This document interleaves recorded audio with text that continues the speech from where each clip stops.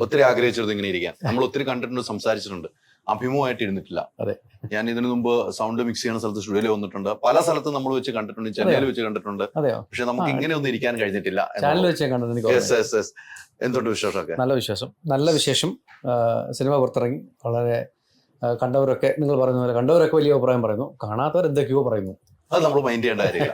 കാണാത്തവരൊന്നും അങ്ങനെ തന്നെയാണ്, കണ്ടവരുടെ അഭിപ്രായമാണ്. അതറിഞ്ഞാണ് ആളുകൾ, പ്രേക്ഷകർ തിയേറ്ററിലെത്തും. എന്തായാലും ഈ സിനിമ മലയാള സിനിമയ്ക്ക് ഒരു വേറിട്ട അനുഭവം തന്നെയാണ്. ഒരു കുടുംബ ബന്ധം പറയുന്ന സിനിമ. എന്തുകൊണ്ട് അങ്ങനെ പറഞ്ഞു? അങ്ങനെയുള്ള സിനിമകൾ നേരത്തെ ഉണ്ടായിട്ടുണ്ടല്ലോ. പക്ഷെ ഇതിൽ വേറിട്ട് നിൽക്കുന്നുണ്ട്. എന്റെ ഒരു കാഴ്ചപ്പാടിൽ വേറിട്ട് ആസിഫ് അലിയുടെ കഥാപാത്രമായാലും, ആസിഫ് അലിയുടെ ഫാദറിന്റെ കഥാപാത്രം ചെയ്ത സത്യരാജന്റെ കഥാപാത്രമായി നമുക്ക് പല വീടുകളിലും പല സംഭവങ്ങൾ ഉണ്ടായിട്ടുണ്ടെങ്കിലും നമ്മളിൽ ഒരാളായി മാറുന്നു എന്ന് എനിക്കൊരു സംശയം തോന്നുന്നു. അതെ, ഒരു പക്ഷേ അതായിരിക്കും ഈ സിനിമയുടെ ഒരു വിജയം എന്ന് പറയുന്നത്. കാണുന്ന പലരും കണ്ടിട്ടുണ്ട്, പറഞ്ഞു പല ജീവിതങ്ങളും ഞാൻ ഇതിൽ കണ്ടു എന്ന് പറഞ്ഞു. അതൊരു വലിയ ഒരു ഇതാണ്. പിന്നെ ഞാനൊരു സിനിമ, ഇത്തരത്തിലുള്ള സിനിമ ചെയ്യുമ്പോൾ നമ്മളൊരാളുടെ ജീവിതത്തിന് ആസ്പദമാക്കിയൊരു സിനിമയാണ് ചെയ്യുന്നത്. അപ്പോൾ അയാളുടെ ജീവിതത്തിൽ ചെയ്തിട്ടുണ്ട്, അതിന് ബേസ് ചെയ്താണല്ലോ സിനിമയുടെ കഥനം പോവുക. അപ്പോൾ അയാൾ ചെയ്യാത്ത കാര്യങ്ങളൊന്നും ഞാൻ ചെയ്തിട്ടില്ല. അയാൾ ചെയ്ത കാര്യങ്ങൾ തന്നെ ഞാൻ ചില കാര്യങ്ങൾ ഒഴിവാക്കി, എനിക്ക് തോന്നുന്ന കാര്യങ്ങൾ മാത്രമേ, നല്ലതെന്ന് തോന്നുന്ന കാര്യങ്ങൾ മാത്രമേ ഞാൻ എൻ്റെ സിനിമയിൽ ഇട്ടിട്ടുള്ളൂ. അല്ലെങ്കിൽ ആളുകൾ കാണണമെന്നും അത് കണ്ട് ഒരു പക്ഷേ അവരുടെ അഫക്റ്റ് ചെയ്യും. നമ്മളൊരു വർക്ക് ഓഫ് ആർട്ട് കണ്ടിട്ട് നമ്മളെ അഫക്റ്റ് ചെയ്യുന്നുവെങ്കിൽ നമ്മളതിൽ എന്തോ ഒരു കാര്യം ഐഡൻറ്റിഫൈ ചെയ്തു എന്നല്ലേ എൻ്റെ അർത്ഥം. അതെ, നമുക്കിഷ്ടമുള്ള, അല്ലെങ്കിൽ നമ്മൾ മാറ്റാൻ ആഗ്രഹിക്കുന്ന, അല്ലെങ്കിൽ ഇങ്ങനെ നടന്നുകൂടാ എന്ന് പറയുന്ന ഒരു എലിമെൻറ്റ് അതിൽ വരുമ്പോഴാണ് നമുക്കൊരു ഐഡൻറ്റിഫിക്കേഷൻ വരുന്നത്. ഞാൻ അങ്ങനെയുള്ള കാര്യങ്ങൾ ചെയ്തുള്ളൂ. അങ്ങനെയല്ലേ എനിക്കൊരാളുടെ ജീവിതത്തോട് സത്യസന്ധത പുലർത്താൻ പറ്റും. തീർച്ചയായിട്ടും. ഞാൻ ചെയ്യുന്നത് ജയിലർ പോലൊരു സിനിമയല്ലല്ലോ. ഒരു സൂപ്പർ താരത്തെ ഒരു പരിവേഷം വെച്ചിട്ട് എനിക്ക് എന്തും ചെയ്യിക്കാവുന്ന സിനിമയല്ല ഞാൻ ചെയ്യുന്നത്. അപ്പോൾ അതിൻ്റേതായ പരിമിതികളിൽ നിന്നുകൊണ്ടാണ് ഞാൻ ഈ സിനിമ ചെയ്തിട്ടുള്ളത്. ആ പരിമിതികൾ ഒരുപക്ഷെ എല്ലാവർക്കും മനസ്സിലായിട്ടുണ്ടോ? ഏത് പൊസിഷനിൽ നിന്നാണ് ഒരു കലാകാരൻ അല്ലെങ്കിൽ സംവിധായകൻ അല്ലെങ്കിൽ ഒരു എഴുത്തുകാരൻ ഒരു സിനിമ ചെയ്യുന്നത് എന്ന പൊസിഷനിങ് പലർക്കും മനസ്സിലായിട്ടുണ്ടോ എന്ന ഒരു കാര്യത്തിൽ എനിക്ക് സംശയമുണ്ട്, ചില റിയാക്ഷനുകളൊക്കെ കാണുമ്പോൾ. പക്ഷെ അത് ഡസൻറ്റ് മാറ്റർ. അല്ല, അങ്ങനെ ഒരു സംശയം വരാനുള്ള കാരണം പൊതുവെ സിനിമ, റസൂൽ പൂക്കുട്ടി എന്ന് പറയുന്ന വ്യക്തിയെ പേഴ്സണലായിട്ട് എനിക്കറിയാം, ലോകത്തുള്ള മലയാളികൾക്കറിയാം, ലോകത്തുള്ള സിനിമാ പ്രേമികൾക്കറിയാം. കാരണം നമ്മളെയൊക്കെ അഭിമാനമായി മാറിയ വ്യക്തിയാണ് താങ്കൾ, അല്ലേ? ഓസ്കാറിലേക്ക് നമ്മൾ എത്തിച്ച വ്യക്തിയാണ് താങ്കൾ. ഒരു സിനിമ സംവിധാനം ആദ്യമായിട്ട് ചെയ്യുമ്പോൾ ഒത്തിരി പ്രതീക്ഷ വെച്ചിരുന്നു ആളുകൾ. അല്ല, എന്ത് തരത്തിലുള്ള പ്രതീക്ഷയാണ്? അതാണ് എൻ്റെ ഒരു ചോദ്യം. എനിക്ക് അറിയാൻ ആഗ്രഹമുണ്ട്, നിങ്ങൾ എന്ത് തരത്തിലുള്ള പ്രതീക്ഷകളാണ് വെക്കുന്നത്? ഇപ്പം നിങ്ങളുടെ പ്രതീക്ഷകൾക്കനുസരിച്ച് ഞാനൊരു സിനിമ ചെയ്യണമെന്ന് എങ്ങും എഴുതി വെച്ചിട്ടൊന്നുമില്ല. ഒരിക്കലും നടക്കത്തില്ല. എനിക്ക് ഇഷ്ടമുള്ളൊരു സിനിമ ഞാൻ ചെയ്തു, എനിക്ക് തോന്നുന്ന ഒരു സ്റ്റോറി ഞാൻ പറഞ്ഞു എന്നതിലപ്പുറം നിങ്ങളൊന്നും കാണണ്ട. നിങ്ങളുടെ പ്രതീക്ഷ എന്തായിരുന്നു? ഒരു ജെയിംസ് കാമറോൺ തരത്തിലുള്ള സിനിമയോ? അതോ നിങ്ങൾ എന്താണ് എന്നിൽ നിന്ന് പ്രതീക്ഷിക്കുന്നത്? അതൊന്ന് ഒരു കുറിപ്പായിട്ടൊന്ന് എടുത്തു കഴിഞ്ഞാൽ ഒരു പക്ഷേ ഞാൻ ഏതെങ്കിലും പ്രൊഡ്യൂസറെ കൺവിൻസ് ചെയ്തിട്ട് അത്തരത്തിലുള്ള സിനിമ ഒരുപക്ഷെ മലയാളികളുടെ പ്രതീക്ഷകൾക്ക് നിലനിൽക്കുന്ന തരത്തിലുള്ള സിനിമ ഒരുപക്ഷെ ചെയ്യാം. അപ്പോൾ ഈ സിനിമ മുഖാന്തരം ഞാൻ നിങ്ങളുടെ പ്രതീക്ഷയ്ക്ക് ഒപ്പം എത്തിയില്ല എന്ന് പറയുന്നത് വളരെ ബാലിശമായ ഒരു നിരൂപണമാണത്. വളരെ ബാലിശമായ നിരൂപണം. കാരണം അത് ഞാൻ എടുത്ത സ്റ്റോറി എന്താണ്? ഒരു പ്രതിഫലം. ഞാനൊരു കണ്ണാടി കാണിക്കുകയാണ് നിങ്ങളെ. ഈ അവസരത്തിൽ എൻ്റെ ഈ പോയിന്റ് ഓഫ് ടൈമിൽ ഞാനൊരു കണ്ണാടി എടുത്ത് നിങ്ങളെ കാണിക്കാനാണ് ഞാൻ ആഗ്രഹിക്കുന്നത്.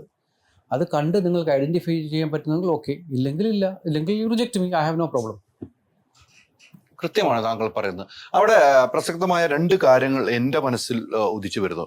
റസൂൽ പൂക്കുട്ടി എന്ന ഓസ്കാർ ജേതാവിൻ്റെ ഒരു സിനിമ നമ്മൾ നാളുകൾക്ക് ശേഷമാണ് സംവിധാനത്തിലേക്ക് വരുന്നത്, അല്ലേ? ആ സംവിധാനത്തിലേക്ക് വരുമ്പോൾ ഇപ്പൊ നേരത്തെ ചോദിച്ചതിൽ തന്നെയാണ് പറഞ്ഞത്. താങ്കൾ ആദ്യം പറഞ്ഞു ജയിലർ പോലത്തെ ഒരു സിനിമയല്ല എൻ്റെ, അല്ലേ എന്ന് പറഞ്ഞു. എന്നാൽ ഒരു ഫാമിലിക്ക് ഇഷ്ടപ്പെടാവുന്ന ഒരു സിനിമയാണ്. ചില ആളുകൾ പറയുന്നു ക്ഷമയോടുകൂടി ഇരുന്ന് കാണണം. ചില ആളുകൾ പറഞ്ഞ കമന്റുകളാണ് ഞാൻ പറഞ്ഞത്. അത് കൃത്യമായിട്ട് നമുക്ക് ക്ലാരിറ്റി ചെയ്ത് പോകാൻ വേണ്ടി മാത്രമാണ് ഈ ചോദ്യം. ക്ഷമയോടുകൂടി കാണും. നമുക്ക് എന്തിനും ഒരു ക്ഷമ വേണ്ടേ? എന്റെ ചോദ്യം അതാണ്. അത്തരം പറഞ്ഞ ആളോട് എൻ്റെ ഒരു എന്തിനും നമുക്കൊരു ക്ഷമ വേണ്ടേ? അതായത് നിങ്ങൾക്ക് എന്താണോ ഭാരതത്തിൻ്റെ കൾച്ചറൽ എത്തോസ് എന്താണോ എന്ന ഒരു ബേസിക് വിദ്യാഭ്യാസം നിങ്ങൾക്ക് കിട്ടാത്തത് കൊണ്ടാണ് നിങ്ങൾ ഇങ്ങനെയുള്ള വാക്കുകൾ ഉപയോഗിക്കുന്നത്. എന്താണ് നിങ്ങളെന്ന് പറയുമ്പോൾ ആരൊക്കെയാണോ ഇങ്ങനെയുള്ളൊരു അഭിപ്രായം പറയുന്നത്? കാരണം നിങ്ങൾ പറയുന്നത്, അപ്പോൾ നിങ്ങൾക്ക് ക്ഷമയില്ലാത്തത് കൊണ്ട് ഞാൻ എൻ്റെ കല മാറ്റണം എന്നാണ് നിങ്ങൾ പറയുന്നത്? പിന്നെ എന്താണ് ഇന്ത്യയുടെ ക്ലാസിക്കൽ ആർട്ട്? ഇന്ത്യയുടെ ക്ലാസിക്കൽ ആർട്ട് ഉദ്ദേശിക്കുന്നത് നിങ്ങൾ സമയം കൊടുക്കണം കലാസ്വാദനത്തിന്. കഥകളി എടുത്തോ, ഭരതനാട്യം എടുത്തോ, ഇന്ത്യൻ ക്ലാസിക്കൽ മ്യൂസിക് എടുത്തോ, നിങ്ങൾ എഫേർട്ട് എടുത്ത് അതിൽ എൻ്റെ സ്ട്രക്ചർ എന്താണെന്ന് മനസ്സിലാക്കി എങ്കിലേ ആസ്വാദനം വരുള്ളൂ. അപ്പോൾ അതില്ലാത്ത ഒരു ഇൻസ്റ്റാഗ്രാം ജനറേഷൻ, അതില്ലാത്ത ഒരു സോഷ്യൽ മീഡിയ ജനറേഷന് ക്ഷമയില്ലാതായി പോയത് കൊണ്ട് എൻ്റെ കുറ്റം കൊണ്ടല്ലല്ലോ. ഒരിക്കലും അപ്പം നിങ്ങളുടെ ഷോർട്ട് ഫോൾ ആണ് നിങ്ങൾ പറയുന്നത്. അതനുസരിച്ച് ഞാൻ മാറണമെന്ന് നിങ്ങൾ ശഠിക്കുന്നുവെങ്കിൽ അതൊരു കലാകാരനോട് നിങ്ങൾക്ക് പറയാൻ പറ്റുന്ന ഏറ്റവും മോശമായ ഒരു നിരൂപണമാണ്, മോശമായ ഒരു അവസ്ഥാവിശേഷമാണ് നിങ്ങൾ അത് നിങ്ങളിലൂടെ നിങ്ങൾ പ്രതിഫലിപ്പിക്കുന്നത്. അതെ, ഇത് ഞാനത് കമന്റുകൾ വായിച്ചപ്പോഴും ഒരാള് പറയുന്ന റിവ്യൂ പറയുന്നപ്പോഴാണ് ഈ ക്ഷമയുടെ കാര്യം. ക്ഷമയുണ്ടെങ്കിൽ കാണാം. എന്റെ ചോദ്യം അത് തന്നെ, ക്ഷമയില്ലാതെ എന്റെ സിനിമ മനുഷ്യബന്ധങ്ങളെ പറ്റിയുള്ള സിനിമ. തീർച്ചയായിട്ടും ഞാൻ കണ്ട സിനിമ എനിക്ക് അങ്ങനെയാണ്. മനുഷ്യബന്ധങ്ങൾ ഊട്ടി ഉറപ്പിക്കുന്ന ഒരു സിനിമ തന്നെയാണിത്. അതെ, ആ സിനിമ കാണാനാണ് പ്രേക്ഷകർ വരേണ്ടത്. അത്തരം സിനിമകൾ കാണുമ്പോഴാണ് നമുക്ക് ഇതായിരുന്നു സിനിമയെന്ന് വിലയിരുത്താൻ കഴിയുന്നുള്ളൂ. അത്തരമൊരു സിനിമയാണെന്നുള്ള ആദ്യം തന്നെ തുടക്കത്തിൽ പറയാനുള്ള കാരണം അത് തന്നെയാണ്. ഒരു അച്ഛൻ മകൻ ബന്ധം, അല്ലെങ്കിൽ ഒരു അമ്മ മകൻ ബന്ധം, അല്ലെങ്കിൽ ഭാര്യ ഭർത്താക്കളുള്ള ബന്ധം, ആ ബന്ധങ്ങളെല്ലാം നമ്മുടെ കുടുംബത്തിൽ നടക്കുന്നതാണ്. അത് വേറെ രീതിക്ക് നമ്മൾ മേക്ക് ചെയ്യുന്നു, സിനിമാറ്റിക് ആയിട്ട് നമ്മൾ മേക്ക് ചെയ്യുന്നു മാത്രമാണ്. നിങ്ങൾ റൈറ്റ് വേർഡ് ഉപയോഗിച്ചു, cinematic. Yes, there is something called literal, there is something called cinematic. അപ്പം ഇതൊരു സിനിമ എക്സ്പീരിയൻസ് അല്ല എന്ന് ഒരു കമന്റ് ഞാൻ കേട്ടു. അല്ല, ഈ സിനിമ എക്സ്പീരിയൻസ് അല്ല നിങ്ങൾ പറയുന്ന ആരാണ് നിങ്ങൾ പറയുന്നത്? Point number 1. പോയിന്റ് നമ്പർ 2, എന്താണ് സിനിമാറ്റിക്? സിനിമയിൽ മാത്രം നിങ്ങൾക്ക് കിട്ടുന്ന ഒരു എക്സ്പീരിയൻസ് ആണ്. സിനിമ കണ്ടിട്ട് നിങ്ങൾക്ക് എക്സ്പീരിയൻസ് കിട്ടില്ലെങ്കിൽ I have to say that your cinematic experience or your experience is far below what is expected to be. അതെനിക്ക് പറയാൻ പറ്റുള്ളൂ. അത് തന്നെയാണ് ഞാൻ ആ വാക്ക് ഉപയോഗിച്ചതും. എന്തായാലും കുറെ നാളുകളായിട്ടുള്ള പരിശ്രമമായിരുന്നു ഈ സിനിമയിൽ. ഞാൻ സിനിമയിലേക്ക് വീണ്ടും വരികയാണ്. കുറെ നാളുകളായിട്ട് പരിശ്രമമാണ്. പ്രധാനപ്പെട്ട ആക്ടേഴ്സ് എല്ലാവരും ഉണ്ട് ഇതിനകത്ത്. നമ്മൾ കാണുമ്പോൾ എല്ലാ ആക്ടേഴ്സും ഉണ്ട്. തമിഴ്നാടും തെലുങ്കിനാണ് എല്ലാ ആക്ടേഴ്സിനും വെച്ച് ഒരു പാൻ ഇന്ത്യൻ ചിത്രം, ഒരു മോഡൽ എന്ന നിലയിലേക്ക് ഞാൻ പറഞ്ഞാൽ തെറ്റുമോ? പാൻ ഇന്ത്യ എന്ന വാക്ക് തന്നെ തെറ്റാണ്. കാര്യം നമ്മൾ ഇന്ന് പാൻ ഇന്ത്യ എന്ന് നമ്മൾ വിവക്ഷിക്കുന്ന സിനിമ എന്ന് പറയുന്നത്, ഇപ്പം പുഷ്പ ഒരു ഉദാഹരണമായിട്ട് എടുക്കണം. അപ്പോൾ കോവിഡിന് ശേഷം ഇന്ത്യൻ സിനിമയെ പിടിച്ചു നിർത്തിയ ഒരു സിനിമയാണ് പുഷ്പ. ഞാനതിൽ വർക്ക് ചെയ്തിട്ടുണ്ട്. അപ്പോൾ അതുപോലെ ഒരു റീജിയണൽ ലാംഗ്വേജിൽ ഉണ്ടാക്കിയ ഒരു സിനിമ എന്തോ ഒരു കാരണം കൊണ്ട് നാഷണൽ അറ്റൻഷൻ വന്നപ്പോൾ അത് മൾട്ടിപ്പിൾ ലാംഗ്വേജിൽ ഇന്ത്യയിലെ വിവിധ ഭാഷകളിലേക്ക് മൊഴിമാറ്റം നടത്തി ഒരുമിച്ച് റിലീസ് ചെയ്തു. ഇതിനെയാണ് പാൻ ഇന്ത്യ എന്ന് ഉദ്ദേശിക്കുന്നത്. എന്നെ സംബന്ധിച്ചോളം ഇന്ത്യ എന്ന് പറയുന്നത് വിവിധ ഭാഷകൾ, വിവിധ സംസ്കാരങ്ങൾ, വിവിധ ഭക്ഷണ രീതികൾ, വിവിധ വേഷവിധാനങ്ങൾ എല്ലാം ചേർന്ന സംഭവമാണ്. ഇവർ നടത്തിയ ജീവിതയാത്ര തുടങ്ങുന്നത് പാലക്കാടും അവസാനിക്കുന്നത് ചെന്നൈയിൽ, എത്തിച്ചേരുന്നത് ചെന്നൈയും, അവിടുന്ന് അയാളുടെ ജീവിതം നടത്തിയത് ബോംബെയിലുമാണ് എത്തിച്ചേരുന്നത്. അപ്പോൾ ഇതിലൂടെ ഒരു യാത്രയുണ്ട്, ഭാഷയുടെ ഒരു യാത്രയുണ്ട്, ആ ലാൻഡ്സ്കേപ്പിൻ്റെ ശബ്ദങ്ങളുടെ ഒരു യാത്രയുണ്ട്. ഇപ്പോൾ പാട്ടുകൾ, ഇപ്പം മലയാള സിനിമയിൽ എന്തിനൊരു തമിഴ് പാട്ട് കൊണ്ടുവന്നു എന്നൊരാളിനോട് ചോദിക്കണ്ടേ? എന്തുകൊണ്ടായിക്കൂടാ? പാലക്കാട് തൊട്ടടുത്താണ് തമിഴ്നാട്. ഞാൻ ജനിച്ചു വളർന്ന അഞ്ചൽ വിളക്കുപാറയ്ക്ക് തൊട്ടടുത്ത്, കുളത്തൂപ്പുഴയ്ക്ക് തൊട്ടടുത്ത് ഇതാണ് തെന്മല. അപ്പം ഞങ്ങളുടെ ഭൂപ്രദേശങ്ങൾ ഒരുപാട് ബന്ധം, നമ്മൾ എന്തുകൊണ്ട് കൾച്ചറൽ എക്സ്ചേഞ്ച് ആയിക്കൂടാ? ഞാൻ ഇവിടുന്ന് പോകുമ്പോൾ ഇവർ യാത്ര നടത്തി ഇസക്കിയമ്മൻ കോവിൽ എത്തുമ്പോൾ അവിടെ കേൾക്കുന്ന പാട്ടുകളും ശബ്ദങ്ങളും ഇസക്കിയമ്മൻ കോവിലിൻ്റെ ആഘോഷങ്ങളും അവിടുന്ന് തുടങ്ങുന്ന യാത്രയും വില്ലടിച്ചമ്പാട്ടൊക്കെ ഞാൻ കേട്ട് വളർന്നതാണ്. പരലെന്ന പാട്ടിൻ്റെ തുടക്കത്തിൽ കേൾക്കുന്ന വില്ലടിച്ചമ്പാട്ട് ഞാൻ കേട്ട് വളർന്നതാണ്. ഞാൻ അമ്പലങ്ങളിൽ പോയി ഉത്സവത്തിന് പോയിരിക്കുമ്പോൾ. അപ്പോൾ ഞാൻ കൊണ്ടുവരാൻ ഉദ്ദേശിക്കുന്നത് സിനിമ ഒരു കമ്മ്യൂണിറ്റി എക്സസൈസാണ്, കമ്മ്യൂണിറ്റി റീഡിംഗ് ആണ്. നമ്മളുടെ ഭാരതത്തിൽ, നമ്മുടെ ഇന്ത്യയിൽ, നമ്മുടെ കേരളത്തിലെ മൊത്തത്തിലുള്ള സംസ്കാരം തന്നെ ഒരു കമ്മ്യൂണിറ്റി വ്യൂയിങ്ങിലൂടെ ഉരുത്തിരിഞ്ഞു വന്നിട്ടുള്ളതാണ്. അതിനെയൊക്കെ പ്രതിഫലിക്കാനാണ് ഓരോ നമ്മൾ സീനുകൾ എഴുതുമ്പോൾ, അതിലൂടെ കഥാപാത്രങ്ങൾ സഞ്ചരിപ്പിക്കുമ്പോൾ നമ്മൾ ഇതിൻ്റെയൊക്കെ റിഫ്ലക്ഷനാണ് നമ്മൾ കൊണ്ടുവരാൻ നോക്കുന്നത്. ഇന്ന് അതെല്ലാം മറന്നുപോയി. നിങ്ങളൊരു ഡിവൈസിലിരുന്ന് ലോകത്തിന് എവിടെ ഇരുന്നാലും എവിടേക്കോ ആരൊക്കെയോ എന്തൊക്കെയോ പറയുന്ന കാര്യങ്ങൾ നിങ്ങൾ കേൾക്കുന്നു. അതൊക്കെയാണ് ജീവിതം നിങ്ങൾ തെറ്റിദ്ധരിക്കുന്ന ഒരു ജനറേഷനിലാണ് നമ്മളിപ്പോൾ കടന്നു പോകുന്നത് ഏറ്റവും കൂടുതൽ. ഇപ്പം ഞാൻ ഒരു ഡിജിറ്റൽ യുഗത്തിനെ പുറത്തുനിന്ന് നോക്കുന്ന ആളാണ്. എന്നാൽ എൻ്റെ മക്കൾ, അതേ പ്രായമുള്ള ആളുകൾ, അവർ ഈ ഡിജിറ്റൽ യുഗത്തിൽ പിറന്ന ആളുകളാണ്. അപ്പം ഞാൻ അവരെ സംബന്ധിച്ചോളം I am a digital immigrant.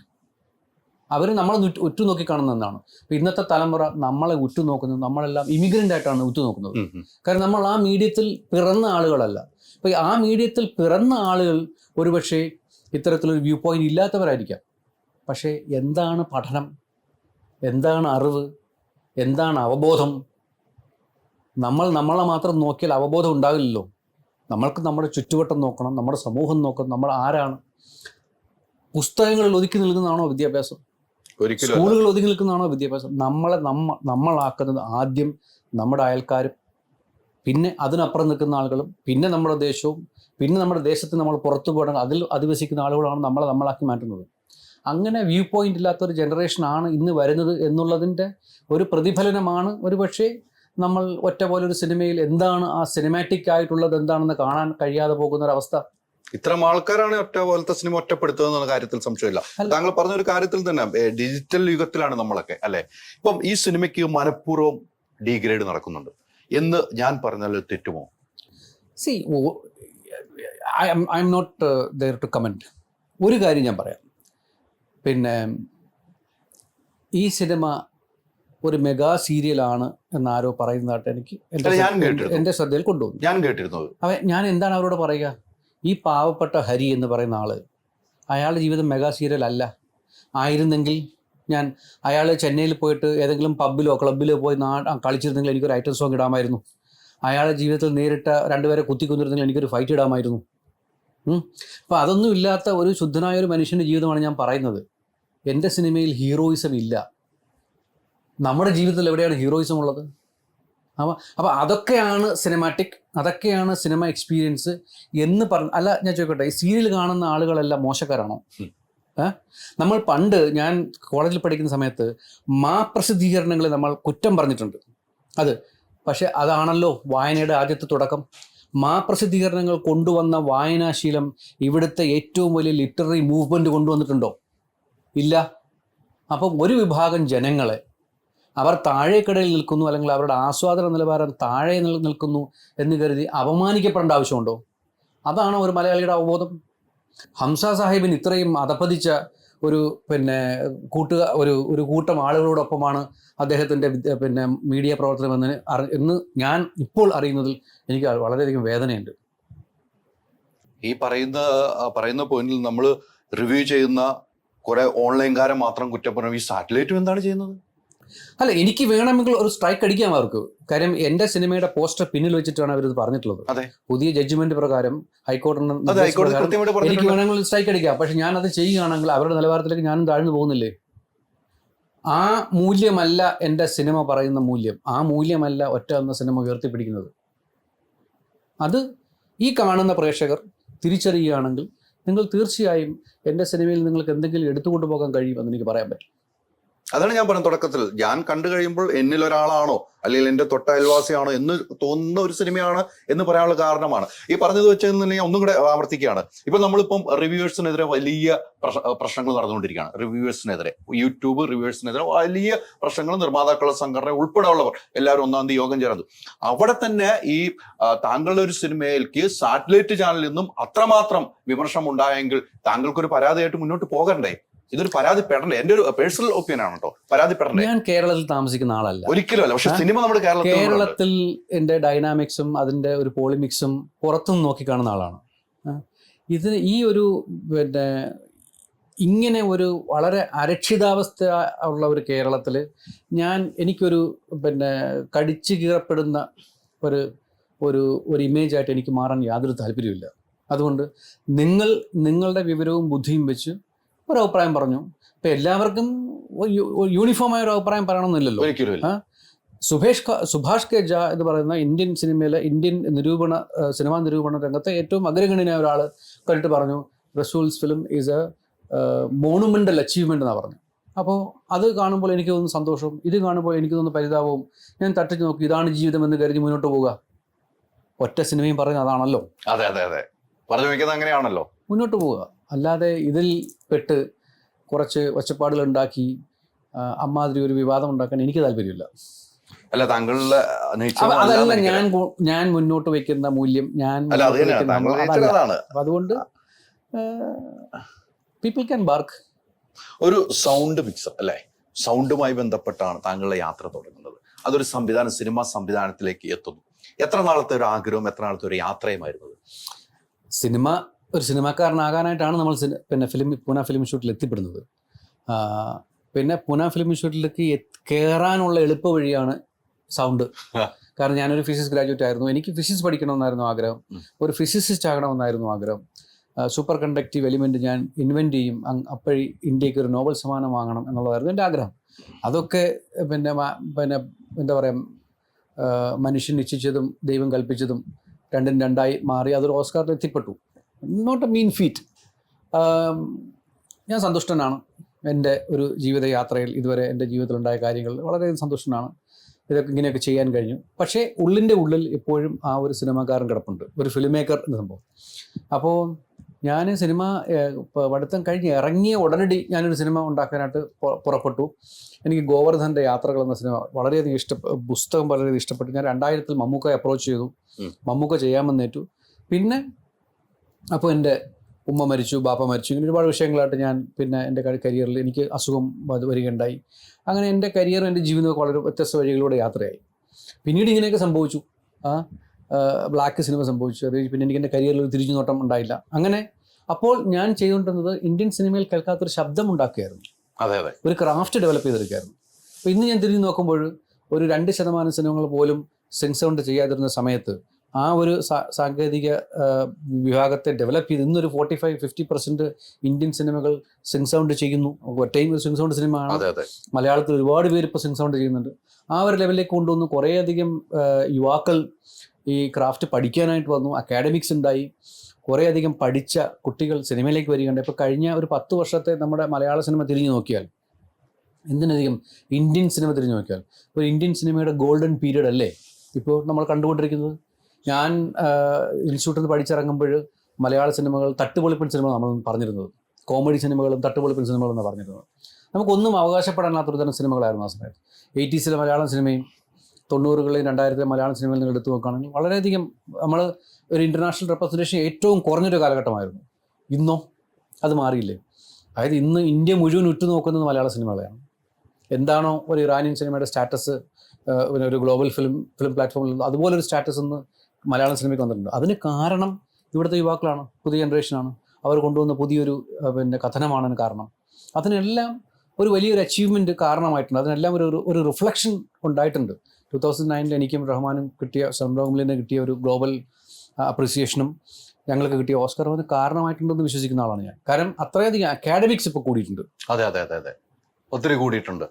ഈ പറഞ്ഞതുപോലെ തന്നെയാണ് ഇതിന്റെ മ്യൂസിക്കിന്റെ കാര്യത്തിൽ നമ്മൾ വേറിട്ടേക്കുന്ന മ്യൂസിക്കാണ്. താങ്കൾ ഒരു ഇടപെടൽ ഉണ്ടാവുമല്ലോ ഒരു സിംഗ് സൗണ്ട് ചെയ്യുന്ന സമയങ്ങളിൽ.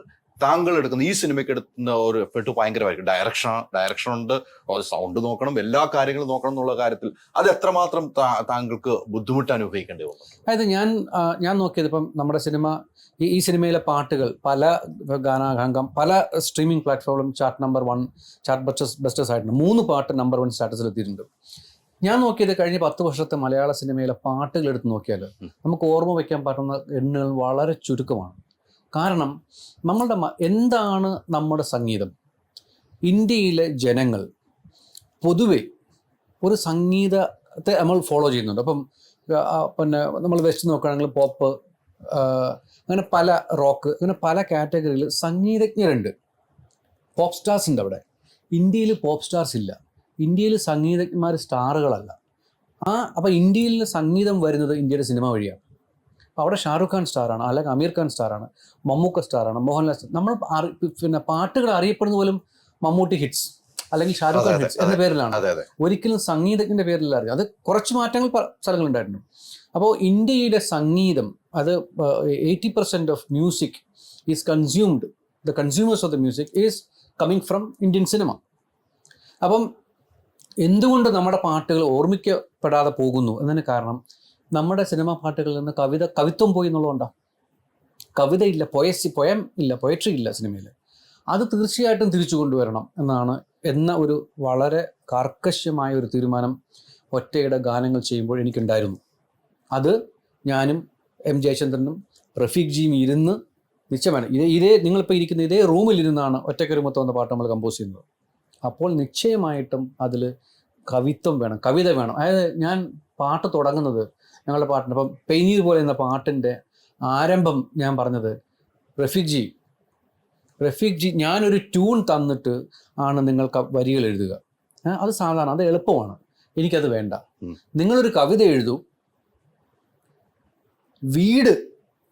വീടിൻ്റെ ബന്ധങ്ങൾ അവനെപ്പറ്റി നിങ്ങളൊരു കവിത എഴുതും, ആ കവിത ഞാൻ പാട്ടാക്കാം. അപ്പോൾ അദ്ദേഹം അത് കവിത എഴുതിക്കൊണ്ടുവന്നു. ആ കവിതയിൽ ഞങ്ങൾ മാറ്റങ്ങൾ വരുത്തി. പിന്നെ ആ കവിതയ്ക്ക് ഞങ്ങൾ ട്യൂൺ ഇട്ടു. നേരെ തിരിച്ച പ്രോസസ്സ് ഞങ്ങൾ ചെയ്തത്. ആ കവിതയ്ക്ക് ഞങ്ങൾ ട്യൂൺ ഇട്ടു. ട്യൂൺ ഇട്ടിട്ട് അദ്ദേഹത്തിന് പറഞ്ഞു, ഇത് നമുക്ക് മീറ്ററിൽ ഇരിക്കുന്നില്ല, ഇതൊന്ന് മാറ്റി എഴുതാം, ഒന്ന് മാറ്റണം, വാക്കുകൾ മാറ്റണം, വരികൾ മാറ്റണം. അങ്ങനെ മാറ്റിയാണ് ഞങ്ങൾ പെയ്നീർ പോലെ എത്തിയത്. പെയ്നീർ പോലെ പാടിയത് പി ജയചന്ദ്രനാണ്. അദ്ദേഹം പറഞ്ഞത്, ഞാൻ അദ്ദേഹത്തിൻ്റെ വാക്കുകൾ പറയുകയാണ്, 50 വർഷത്തിൽ പുറത്തു നിൽക്കുന്ന എൻ്റെ സിനിമാ ജീവിതത്തിൽ എനിക്ക് ഏറ്റവും നല്ല പാട്ട് കുട്ടനും റസൂൽ പൂക്കുട്ടിയും തന്നു എന്നാണ്. എനിക്ക് അതിനേക്കാൾ വലിയൊരു അപ്രിസിയേഷൻ ഇല്ല, അതിനേക്കാൾ വലിയൊരു അവാർഡില്ല. ഞാൻ കേട്ട് വളർന്ന ശബ്ദമാണ് പി ജയചന്ദ്രൻ്റേത്. തീർച്ചയായിട്ടും ഇന്നും അതുപോലെ ഇത്രയും യുവത്വമുള്ളൊരു ശബ്ദം മലയാള സിനിമയിൽ നല്ല ഇന്ത്യൻ സിനിമയിൽ ഇല്ല. അദ്ദേഹം പറയുന്നു, അദ്ദേഹത്തിൻ്റെ ജീവിതയാത്രയിലെ ഏറ്റവും നല്ല പാട്ടാണ് പെയ്നീർ പോലെ എന്ന്. അതിന്ന് നമ്പർ 1 ചാർട്ടിലാണ്. അതെ അതെ അതെ, ഞാൻ സന്തുഷ്ടനാണ്. തീർച്ചയായിട്ടും. ഈ ഓസ്കാർ വാങ്ങിയതിനു ശേഷം റസൂൽ പൂക്കുട്ടി എന്ന ആളെ ഇരു കൈ നീട്ടി പ്രേക്ഷകർ സ്വീകരിച്ചു, സിനിമാക്കാർ സ്വീകരിച്ചു അല്ലെ? അതിപ്പോഴും സിനിമാക്കാരുടെ ഉള്ളിൽ തുടരുന്നുണ്ടോ? തീർച്ചയായിട്ടും. എനിക്ക് കിട്ടുന്ന സ്നേഹം, എനിക്ക് സിനിമ റിലീസ് ചെയ്യുന്നതിന് മുമ്പ് എത്രയോ ആളുകൾ എനിക്ക് മെസ്സേജ് അയച്ചിരിക്കുന്നു. ഞാൻ അറിയാത്ത ആളുകൾ, ഞാൻ പേര് പോലും കേട്ടില്ലാത്ത ആളുകൾ, എത്രയോ ആളുകൾ. ഇതിലപ്പുറം ഒരു ടെക്നീഷ്യൻ ഇന്ത്യൻ സിനിമ നല്ല ലോക സിനിമയിൽ സെലിബ്രേറ്റ് ചെയ്യപ്പെട്ടിട്ടില്ല.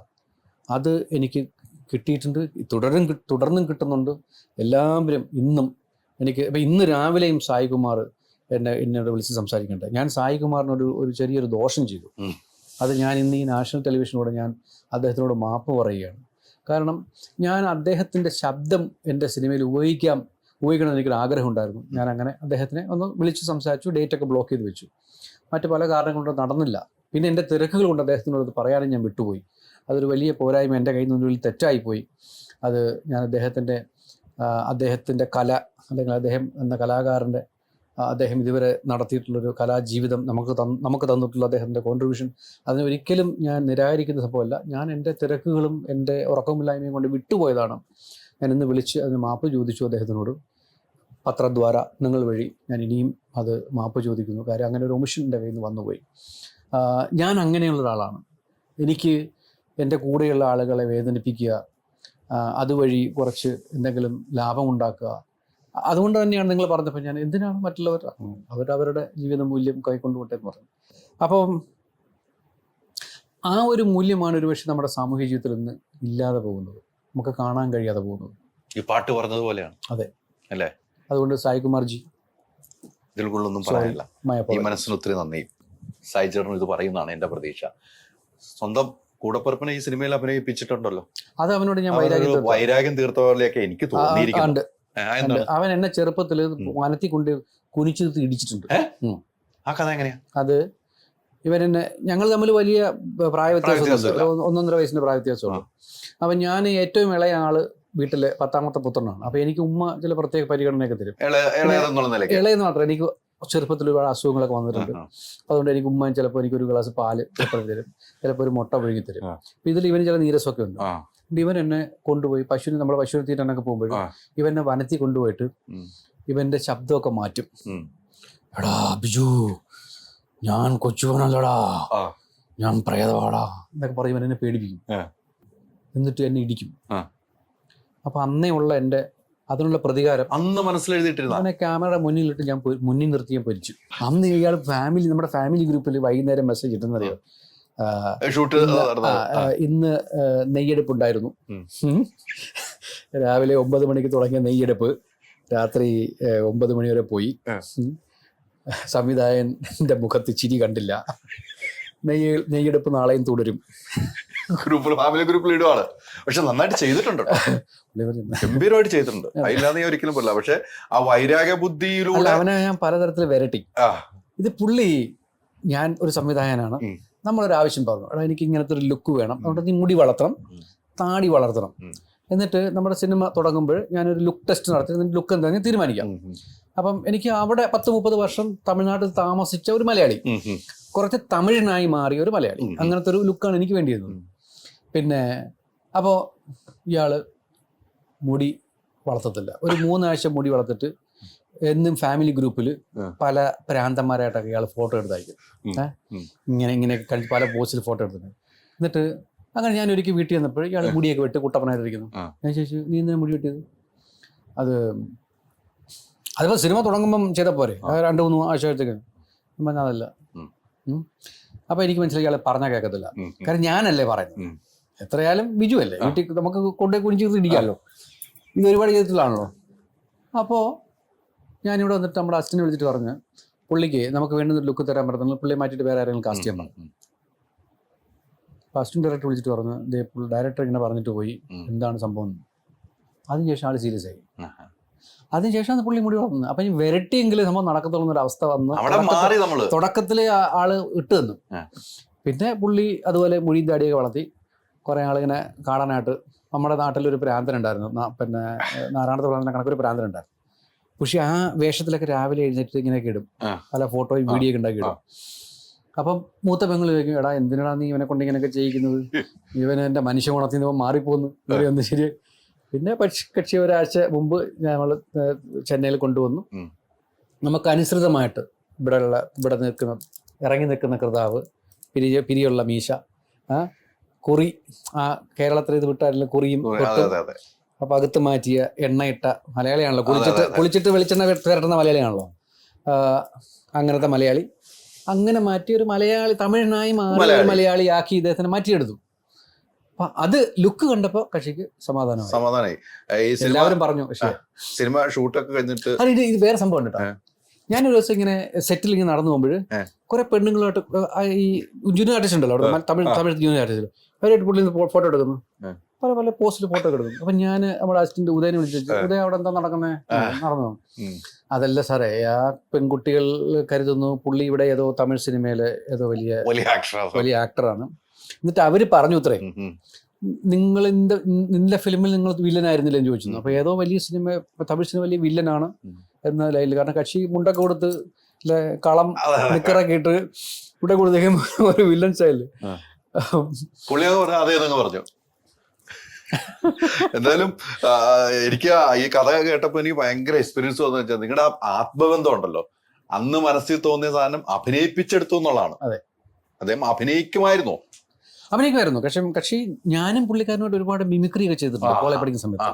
പുള്ളിയാണെന്ന് ലീഡർ, ഞാൻ അനുജനാണല്ലോ. പക്ഷെ ഞാൻ അന്ന് സാംബശിവനെ പറ്റി നന്നായി അനുകരിക്കും. അങ്ങനെ കക്ഷിക്ക് ചെയ്യാൻ പറ്റാത്ത കുറെ കാര്യങ്ങൾ. ഞങ്ങളൊരു ടീമായിട്ടാണ് പോകുന്നത്.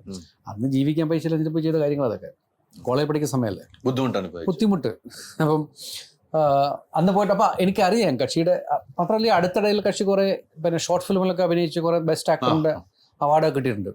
അപ്പം ഇതൊക്കെ വെച്ചിട്ടാണ് പുള്ളി നമ്മുടെ ക്യാമറ മുന്നിൽ എത്തുന്നത്. അതൊക്കെ ഒന്ന് തട്ടിക്കളയേണ്ട ആവശ്യം വന്നു. അതിനെ കക്ഷി പറയുന്നത്, ഞാൻ ചപ്പാത്തി പുരട്ടി, ചപ്പാത്തി ഉണ്ടാക്കി, എണ്ണ കടഞ്ഞെടുത്ത്, എന്തൊരു കൗണ്ടർ ഉണ്ട് പുള്ളിക്ക് അല്ലേ. നിങ്ങൾ തമ്മിലുള്ള ഒരു ബന്ധങ്ങൾ അതാണല്ലോ കൗണ്ടറുള്ള. പക്ഷെ എനിക്ക് ഏറ്റവും ഇഷ്ടപ്പെട്ട പെങ്ങളുടെ അടുത്തേക്ക് ഫോട്ടോ അയച്ചു കൊടുത്തിട്ട് പെങ്ങള് വെച്ച ഡയലോഗാണ് എനിക്ക് എന്റെ മനസ്സിലേക്ക്. അപ്പൊ മൂത്ത പെങ്ങളെ നമ്മുടെ ഉമ്മയുടെ സ്ഥാനത്താണ് കാണുന്നത്. അപ്പൊ മൂത്ത പെങ്ങൾ, എടാ എന്തിനാ നീ അവന്റെ പ്രാന്തന്മാരെ കണക്ക് നടക്കും, നീ എന്തെങ്കിലും ഒന്ന് ചെയ്യൂ, ഒന്നുകിൽ നീ നിന്റെ സിനിമ തുടങ്ങൂ. അപ്പൊ ഞാൻ ആലോചിക്കുന്നത്, അപ്പൊ അതിനൊക്കെയാണല്ലേ സിനിമ. നമ്മളങ്ങനെ തുടങ്ങാൻ വേണ്ടി ഇങ്ങനെ ടെൻഷൻ അടിച്ച് നടക്കുമ്പോഴാണ് പെങ്ങളുടെ ഉപദേശമൊക്കെ അല്ലേ ഈ പുള്ളി ഇട്ട് കൊടുക്കുന്ന ഫോട്ടോയില്. ഈ സിനിമയിലേക്ക് ഒന്നും കൂടെ എത്തിക്കുമ്പോൾ, ഈ സിനിമയുടെ നമുക്ക് ക്ലൈമാക്സിലേക്ക് ഒന്നും എനിക്ക് പോകാൻ പറ്റില്ല, സിനിമ കാണാത്തവരുണ്ട്. എനിക്ക് ഭയങ്കരമായിട്ട് എൻ്റെ ആഴത്തിൽ തട്ടിയ സീനുകളിലാണ് കൊണ്ട് നിർത്തിയിരിക്കുന്നത്. ആ സീൻ ഞാൻ പറയുന്നില്ല, എനിക്ക് പേഴ്സണലി എനിക്ക് ആഴത്തിൽ തട്ടിയ സീനിലാണ്. നമ്മള് എന്നും സ്നേഹിക്കുന്നത് നമ്മുടെ പേരൻസിനെ ആയിരിക്കുമല്ലോ എന്ന് പറഞ്ഞ പോലെ, ആ ഒരു ക്ലൈമാക്സിലേക്ക് എത്തുമ്പോൾ താങ്കളുടെ മനസ്സിൽ അത് തോന്നുമ്പോൾ എന്തായിരുന്നു ഫീൽ ചെയ്തത്? ഈ സിനിമ എഴുതി തുടങ്ങുന്ന സമയത്ത് എൻ്റെ മനസ്സിൽ ഞാൻ ഈ ഹരിഹരൻ എനിക്ക് ഇദ്ദേഹത്തിൻ്റെ ഒരു പുസ്തകം കൊണ്ടു തന്നു. എൻ്റെ ഈ പറഞ്ഞ ബൈജു പൂക്കുറ്റിയുടെ സുഹൃത്താണ് ഇദ്ദേഹത്തിന് ആദ്യമായിട്ട് നീ പരിചയപ്പെടുന്നത്. അപ്പോൾ ഇദ്ദേഹത്തിൻ്റെ പുസ്തകം, ഈ പുസ്തകത്തിലൊരു സിനിമയുണ്ടോ, സിനിമ ചെയ്യാൻ, ഈ പുസ്തകം വെച്ച് സിനിമ ചെയ്യാൻ പറ്റുമോ എന്നാണ് കക്ഷി ചോദിക്കുന്നത്. അപ്പോൾ നമ്മൾ നേരത്തെ പറഞ്ഞു ലിറ്ററൽ ആൻഡ് സിനിമാറ്റിക്. ലിറ്ററേച്ചറിൽ സിനിമയിലേക്ക് ഒരു മൂവ്മെന്റ് വേണം, ഒരു യാത്രയുണ്ട്, അതാണ് സിനിമ. അപ്പോൾ ഈ പുസ്തകത്തിന് പുറത്ത് നിൽക്കുന്നുണ്ടെങ്കിൽ ഈ സിനിമ ഇതിലുണ്ടോ, ഇദ്ദേഹത്തിൻ്റെ ജീവിതത്തിലുണ്ടോ എന്നാണ് ഞാൻ അന്വേഷിക്കുന്നത്. ആ അന്വേഷണം എന്നെ എത്തിക്കുന്ന രാജു എന്ന കഥാപാത്രത്തിലേക്കാണ്. കാര്യം ഞാൻ ഇദ്ദേഹത്തിൻ്റെ ലൈഫിൽ തിരിഞ്ഞു നോക്കുമ്പോൾ ഇദ്ദേഹത്തിൻ്റെ ജീവിതത്തിന് അടിത്തറ പാകിയ ആൾ രാജുവാണ്. ഇയാൾ ഇന്ന് ഇത്രയും വലിയ സക്സസ്ഫുൾ ആളായി മാറിയതിന് കാരണം രാജുവാണ്. പുള്ളി അത് അക്നോളജ് ചെയ്താലും ഇല്ലെങ്കിലും, പക്ഷേ അത് അക്നോളജ് ചെയ്യുന്നുണ്ട്. അപ്പോൾ ഞാൻ പുള്ളിയോട് ചോദിച്ചു, ഈ സിനിമ വഴി നിങ്ങൾക്ക് രാജുവിനെ കണ്ടെത്താൻ കഴിഞ്ഞാൽ നിങ്ങൾ ഈ സിനിമ ചെയ്യുമെന്ന് ചോദിച്ചു. He jumped out of the chair. He said yes, of course. ഹരിഹരൻ്റെ ജീവിതത്തിന് അടിത്തറ പാകിയ സുഹൃത്തായ രാജുവിനെ കണ്ടെത്താനായിട്ടാണ് ഈ സിനിമ ഉണ്ടാക്കിയിട്ടുള്ളത്. ഒരു സുഹൃത്ത് മറ്റൊരു സുഹൃത്തിന് എഴുതിയ അൺറിട്ടൺ ലെറ്റർ ആണ് ഒറ്റ. ഒരു മകൻ അച്ഛൻ എഴുതിയ അൺറിട്ടൺ ലെറ്ററാണ് ഒറ്റ. അപ്പ മരിച്ചു എന്ന വാർത്ത കിട്ടിയപ്പോൾ മകൻ ആദ്യമായിട്ട് അമ്മയോട് ചോദിക്കുന്നത് അപ്പ എന്നെപ്പറ്റി എന്തു പറഞ്ഞു എന്ന്. അപ്പ ചിന്തിക്കുന്നതിനപ്പുറം മകൻ പോയി എങ്കിലും ജീവിത വിജയം കണ്ടു എങ്കിലും അപ്പോഴും ഹരിക്ക് വേണ്ടത് അപ്പയുടെ അപ്രീസിയേഷൻ മാത്രമാണ്. അപ്പ ഹാസ് ടു വെറാസ് വെരിഫൈ ഹിം. അതാണ് ചോദിക്കുന്നത്. അതേ ഡയലോഗ് തന്നെയാണ് ഞാൻ സിനിമയിൽ ഉപയോഗിച്ചിട്ടുള്ളത്. ക്ലൈമാക്സ് ഡയലോഗ് അതാണ്. അതെ അതെ അതെ. ആരാഗ്രഹിക്കാത്തതാണത്? നമ്മളെല്ലാവരും ആഗ്രഹിക്കുന്ന സാധനമാണ് ഈ സിനിമയിൽ പറഞ്ഞു വെച്ചിരിക്കുന്നത്. നമ്മൾ യുവാക്കളായിരിക്കുമ്പോൾ നമ്മൾ ഏറ്റവും അധികം എതിർക്കുന്നത് നമ്മുടെ പേരൻസിനെയാണ്. തീർച്ചയായിട്ടും. അമ്മയ്ക്കൊന്നും അറിയത്തില്ല, അച്ഛനൊന്നും മനസ്സിലാകത്തില്ല, അമ്മ ഒന്ന് പറഞ്ഞ് മനസ്സിലാക്കി കൊടുക്കൂ എന്ന് പറയുന്നത്. അപ്പോൾ ഉള്ള പേരൻസ് മനസ്സിലാക്കാത്തൊരു കാര്യം, നമ്മുടെ കുട്ടികൾക്ക് എതിർത്ത് പറയുവാനും ഏറ്റവും അധികം സ്വാതന്ത്ര്യത്തോടെ സംസാരിക്കുവാനും ഇടപഴകുവാനും വഴക്കിടാനും അവർക്ക് നാം മാത്രമേ ഉള്ളൂ. അത് കണ്ടിട്ട് അവൻ താന്തോന്നിയാണ് എന്ന് പറയുന്ന രക്ഷിതാക്കൾ അത് രക്ഷിതാവായിട്ടല്ല അങ്ങനെ പറയുന്നത്. അപ്പം രക്ഷകർത്തൃത്വം എന്ന് പറയുന്നത് നമ്മൾ തിരിഞ്ഞു നോക്കേണ്ട സമയം അതിക്രമിച്ചിരിക്കുന്നു. അവൻ താന്തോന്നിയല്ല, അവന് സ്വാതന്ത്ര്യമെടുക്കാൻ വീട് മാത്രമേ ഉള്ളൂ. ആ അന്തരീക്ഷം നമ്മൾ വീടിൽ ഉണ്ടാക്കുന്നുണ്ടോ? യഥാർത്ഥ പേരൻറ്റിങ് അതാണ്. ആരോ സിനിമയെ പറ്റി പറഞ്ഞു ടോക്സിക് പേരൻറ്റിങ്ങിനെ പറ്റിയിട്ടാണ് സിനിമയാണ്. ഞാൻ പറഞ്ഞ പേരൻറ്റിങ് ടോക്സിക് ആകാം. കാര്യം നമ്മൾ ഭാര്യാഭർത്തൃ ബന്ധത്തിൽ ഒരുപാട് പ്രശ്നങ്ങളുണ്ടാകാം. അത് നമ്മളെ കുഞ്ഞുങ്ങളെ കരുവാക്കരുത്. അതാണ് ബെന്നിൻ്റെ പേരൻറ്റ് ചെയ്തത്, അമ്മ ചെയ്യുന്നത്. ഹരിയുടെ അച്ഛൻ അഭിമാനക്ഷതമാണ് മകൻ പുറത്തു പോയി കളിച്ചു എന്നുള്ളത്. ഹരിയുടെ ജീവിതത്തിൽ ഞാൻ സിനിമയിൽ കൊണ്ടുവരാത്ത ഒരു കാര്യം ഞാൻ പറയാം. ഹരി പുഴയിൽ പോയി മീൻ പിടിച്ചു എന്ന് പറഞ്ഞ അച്ഛൻ ഹരിയെ തളത്തിൽ കെട്ടിയിട്ടു. തളം എന്ന് പറയുമ്പോൾ പശുക്കളുടെ കൂടെ കെട്ടിയിട്ടു. ആ 2 മണിക്കൂർ അപ്പം എൻ്റെ ജീവിതത്തിൽ എനിക്ക് മറക്കാൻ പറ്റാത്ത 2 വർഷമാണെന്ന് പറഞ്ഞു. ഞാൻ അത്രയും ടോക്സിസിറ്റിയിലേക്ക് സിനിമ കൊണ്ടുപോയിട്ടില്ല. പക്ഷെ എങ്കിലും ഉണ്ട്, നമ്മൾ അറിയാതെ ചെയ്തു വന്ന കാര്യങ്ങളായത്. നമ്മുടെ മക്കൾ നമ്മളെക്കാൾ മെച്ചപ്പെടണം എന്ന ഒരു രക്ഷിതാവിൻ്റെ ഉള്ളിൽ അടങ്ങാത്ത ആവേശമാണ്. അതുകൊണ്ട് തന്നെയാണ് പലപ്പോഴും നമുക്ക് തെറ്റിപ്പോകാറുണ്ട്. നമുക്ക് കിട്ടാത്തതൊക്കെ നമ്മുടെ മക്കൾക്ക് കൊടുക്കണം എന്ന് പറഞ്ഞു. ഞാൻ യഥാർത്ഥ പേരൻറ്റിങ്ങിനെ പറ്റി ഞാൻ പറഞ്ഞത്, മക്കൾക്ക് ആവശ്യമുള്ളത് കൊടുക്കാൻ നമ്മൾ ബാധ്യസ്ഥരാണ്. മക്കൾക്ക് ലക്ഷറി വേണമെങ്കിൽ അത് നിങ്ങൾ തന്നെ പോയി ഉണ്ടാക്കണം. ഈ ഒരു സ്റ്റാൻഡ് മാത്രം നമ്മൾ എടുത്താൽ മതി. വലിയ മെസ്സേജാണ്. അപ്പം നമ്മളെ ആരാണ് വാർത്തെടുക്കുന്നത്? നമ്മുടെ സ്വത്ത് മുന്നോട്ട് കൊണ്ടുപോകുന്നതാണ് നമ്മുടെ മക്കൾ. അവർക്ക് നമ്മൾ എന്താണ് കൊടുക്കേണ്ടത്? ഈ സിനിമ പറയുന്ന ഉത്തരം എന്താണ്? എൻ്റെ ജീവിതത്തിൽ ഞാൻ ഒരുപാട് തവണ ആഗ്രഹിച്ചിട്ടുണ്ട്, അപ്പ എന്നെ ഒന്ന് കെട്ടിപ്പിടിച്ചിരുന്നുവെങ്കിൽ, എനിക്കൊരു മുത്തം തന്നിരുന്നുവെങ്കിൽ. മക്കളെ ആശ്ലേഷിക്കുന്ന എത്ര മാതാപിതാക്കളുണ്ട്? ഒരു ഘട്ടം കഴിഞ്ഞാൽ, 8 വയസ്സ് കഴിഞ്ഞാൽ നിങ്ങൾ മക്കളെ ആശ്ലേഷിച്ചിട്ടുണ്ടോ? ഹൈസ്കൂളിൽ പഠിക്കുന്ന ഒരു കുട്ടിയെ നിങ്ങൾ കെട്ടിപ്പിടിച്ചിട്ടുണ്ടോ? ഉമ്മ കൊടുത്തിട്ടുണ്ടോ? അവൻ എവിടെ പോയി എന്ത് ചെയ്തു എന്ന് നിങ്ങൾ ചോദിച്ചിട്ടുണ്ടോ? നിങ്ങൾ അങ്ങനെ ചോദിച്ചിരുന്നുവെങ്കിൽ അവൻ വേറെ എങ്ങും പോയില്ല. നിങ്ങൾ എന്തുകൊണ്ട് കുട്ടികൾ വഴിതെറ്റിപ്പോകുന്നു എന്ന് ആലോചിച്ചിട്ടുണ്ടോ? അവർക്ക് വീട്ടിൽ കിട്ടാത്തത് പുറത്ത് കിട്ടുമ്പോഴല്ലേ അവർ വഴിതെറ്റി നമ്മൾ പറയുന്നത്. അവർ യഥാർത്ഥ ദിശയിലേക്ക് കൊണ്ടുവരുന്ന ചുമതല നമ്മൾക്കില്ലേ? അടച്ചു പൂട്ടി വളർത്തുന്നത് ഒരു സ്വാതന്ത്ര്യം കിട്ടുമല്ലേ പിന്നീട് തുറന്നു വിടുമ്പോൾ കുട്ടികൾക്ക്? അങ്ങനെ ഒരു സംഭവം ഇല്ലേ? നമ്മുടെ കോളേജിൽ പഠിക്കുമ്പോഴേ, നമ്മുടെ കോളേജ് പ്രീ ഡിഗ്രി, ഞാൻ എന്തുകൊണ്ടാണ് പ്രീ ഡിഗ്രി സമരം നടന്ന കാലഘട്ടം ഉണ്ടല്ലോ, എന്തുകൊണ്ടാണ് പ്രീ ഡിഗ്രി സമരം അനുകൂലമായി ഞാൻ മാനസികമായിട്ട് അനുകൂലമായി നിന്നത്? അതെ, അതായത് പ്രീ ഡിഗ്രി കോളേജിൽ നിന്ന് മാറ്റരുത് എന്നാണ് എന്നും എൻ്റെ അഭിപ്രായം. കാര്യം പ്രീ കോളേജ്, ഒരു കുട്ടി 5 വയസ്സുള്ള കുട്ടി അവൻ്റെ ചുമരിൽ ചുമക്കുന്ന ഭാരം എത്രയെന്ന് നിങ്ങൾക്കറിയോ?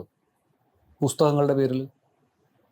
പുസ്തകം, വാട്ടർ ബോട്ടിൽ, അത്, പെൻസിൽ, പേന, ബോക്സ്, ഉച്ചക്കുള്ള ആഹാരം, ഇതെല്ലാം ഒരു കുട്ടി ചുമക്കുന്ന ഭാരം എത്ര നിങ്ങൾക്കറിയോ ഒരു ദിവസം? ശരിയാണ്. അവൻ LKG മുതൽ 12ാം ക്ലാസ് വരെ ഇപ്പോൾ ചുമന്നുകൊണ്ടിരിക്കുക പാവപ്പെട്ടവൻ. അവൻ ഇതൊന്ന് ഊരി വെക്കണ്ടേ എവിടെങ്കിലും? നമുക്ക് അടുക്കട്ടിയ പുസ്തകങ്ങളും കൊണ്ട് നമ്മൾ സ്കൂളിൽ പോയിട്ടുള്ളത്. ഞാൻ സ്കൂളിൽ പഠിക്കുമ്പോൾ ഞങ്ങൾക്ക് എല്ലാത്തിനും കൂടെ ഒരു നോട്ട്ബുക്കാണ്. നമ്മൾ കുത്തിക്കെട്ട് ബുക്ക് എന്ന് പറയും. നമ്മൾ പുതിയ സ്കൂൾ തുടങ്ങുന്നതിന് മുമ്പ് കഴിഞ്ഞ വർഷത്തെ ഉപയോഗിക്കാത്ത പേപ്പറുകളെല്ലാം കൂടെ കൂട്ടിച്ചേർത്ത് നമ്മൾ ഒരു ബുക്ക് കുത്തിക്കെട്ടും. എന്നിട്ട് കണക്കെന്ന് പേരിടും. ആ ബുക്കിന് പേര് കൊടുക്കുന്ന കണക്ക് ബുക്കെന്നാണ്. ഈ ഒരൊറ്റ ബുക്ക് കൊണ്ട് നമ്മൾ പോകുന്നത്. ഒറ്റ ബുക്കും അത്യാവശ്യമുള്ള പുസ്തകങ്ങളും. അന്ന് പുസ്തകങ്ങളില്ല. ഇപ്പം നമ്മൾ 8ാം ക്ലാസ്സിലേക്ക് പോകുമ്പോൾ 8ാം ക്ലാസ്സിൽ നിന്ന് 9ാം ക്ലാസ്സിലേക്ക് പോയ ആളുകളുടെ വീട്ടിൽ പോയി പുസ്തകങ്ങൾ വാങ്ങിയിട്ടാണ് നമ്മൾ പഠിച്ചിട്ടുള്ളത്. ഞാൻ അങ്ങനെ പഠിച്ചിട്ടുള്ളത്. എനിക്ക് സഹോദരങ്ങൾ ഉണ്ടായിരുന്നുകൊണ്ട് അവരുടെ നിന്ന് കുറേ പുസ്തകങ്ങൾ കിട്ടി. ഭൂരിപക്ഷം വരുന്ന ആളുകൾ എൻ്റെ ഒരു ജനറേഷൻ അങ്ങനെയാണ് പഠിച്ചിട്ടുണ്ടാവുക. അപ്പോൾ അത് ഊരി വെച്ചിട്ട് പുസ്തകങ്ങളില്ലാതെ പഠിക്കാൻ പോകാം എന്നാണ് പ്രീ ഡിഗ്രി ഞങ്ങളെ പഠിപ്പിച്ചത്. ആ ഒരു സ്വാതന്ത്ര്യം ഉണ്ടല്ലോ, ആ സ്വാതന്ത്ര്യം ഇന്നത്തെ കുട്ടികൾ കിട്ടുന്നുണ്ടോ? ഒരിക്കലും കിട്ടുന്നില്ല. അവിടെയാണ് പ്രശ്നം. യഥാർത്ഥ വിദ്യാഭ്യാസം എന്ന് പറയുന്നത് എന്താണ്? ഇംഗ്ലണ്ടിലെ റൗണ്ട് ടേബിൾ കോൺഫറൻസിൽ മഹാത്മാഗാന്ധി ഇരുന്ന് ബ്രിട്ടീഷ് ഭരണകർത്താക്കളോട് പറഞ്ഞത് എന്താണ്? നിങ്ങളുടെ ആർട്ടിലറിയും പീരങ്കികളും ഒക്കെ ഞങ്ങളുടെ നാട്ടിലെ കുട്ടികൾ ദീപാവലിക്ക് കളിക്കുന്ന ഭുൽച്ചെടിയാണെന്ന് പറഞ്ഞു. ആ ധൈര്യം എവിടുന്നാണ് വന്നത്? ആ ഫിയർലെസ്നെസ് എവിടുന്നാണ് വന്നത്? അദ്ദേഹത്തിൻ്റെ വിദ്യാഭ്യാസത്തിൽ നിന്നാണ്, അദ്ദേഹത്തിൻ്റെ കൺവിക്ഷനിൽ നിന്നാണ്. അങ്ങനെ കൺവിക്ഷനുള്ള ആളുകളെ, കുട്ടികളെയാണോ നമ്മൾ ഇന്ന് വളർത്തിക്കൊണ്ടുവരുന്നത്? അല്ല എന്ന ഉത്തരത്തിൻ്റെ പ്രതിഫലനമാണ് ഒറ്റ എന്ന സിനിമ. തീർച്ചയായിട്ടും തീർച്ചയായിട്ടും അത് തന്നെയാണ് ഈ സിനിമ പറഞ്ഞു വെക്കുന്നത്.